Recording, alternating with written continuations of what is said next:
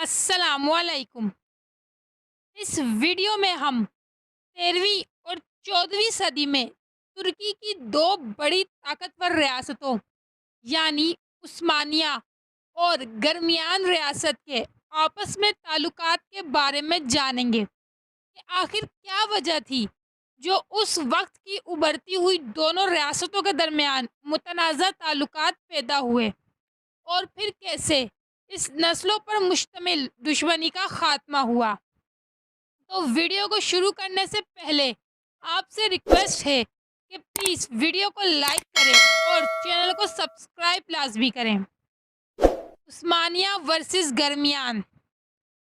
कोरलिश उस्मान के सीज़न 5 में हमें तुर्की की दो बड़ी रियासतें उस्मानिया और गरमियान की तारीखी कहानी दिखाई जा रही है और साफ वाजिया है कि दोनों रियासतों के दरमियान अच्छे ताल्लुकात नहीं हैं और वजह वाजिया है क्योंकि दोनों ही तुर्क सरदार यानी उस्मान बे और याकूब बे तुर्की में सल्तनत सल्जोक के बाद एक आज़ाद और ख़ुद मुख्तियार रियासत बनाना चाहते हैं। साल 1299 ये वो साल था जब उस्मान बे ने अपने नाम का खुतबा पढ़वा कर अपना सिक्का जारी किया और ख़ुद को एक आज़ाद और ख़ुद मुख्तियार सरदार करार दिया। और दूसरी तरफ साल 1300 में जर्मियान कबीले के सरदार याकूब बे ने भी अपनी एक आज़ाद और ख़ुद मुख्तियार रियासत का ऐलान किया था। और अगर आप दोनों सरदारों का आपस में मवाजना करें तो गरमियान कबीले के सरदार ज़्यादा ताकतवर थे क्योंकि उस दौर में बाकी तमाम रियासतें जो सल्जोकी सल्तनत के बाद आज़ाद थीं उन सब ने याकूब बे के साथ इत्तेहाद कर लिया था। इसी वजह से उस्मान बे को काफ़ी मुश्किलात का सामना करना पड़ा, मगर ये दुश्मनी अर्तुगरुल गाजी के दौर से चलती आ रही है।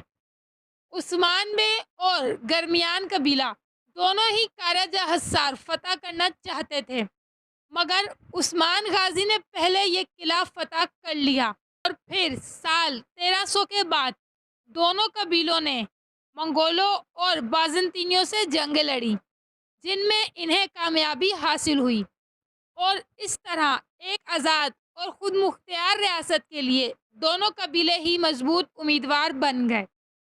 उस्मानियों की ताकत को कम करने के लिए गरमियानियों ने किला कारजा हस्सार पर हमला किया, मगर ओरहान गाजी ने इस हमले को नाकाम बना दिया और फिर हर मैदान में, चाहे वो तिजारत का हो या सियासत का या फिर जंग का मैदान हो, उस्मानियों को ही फतह नसीब हुई।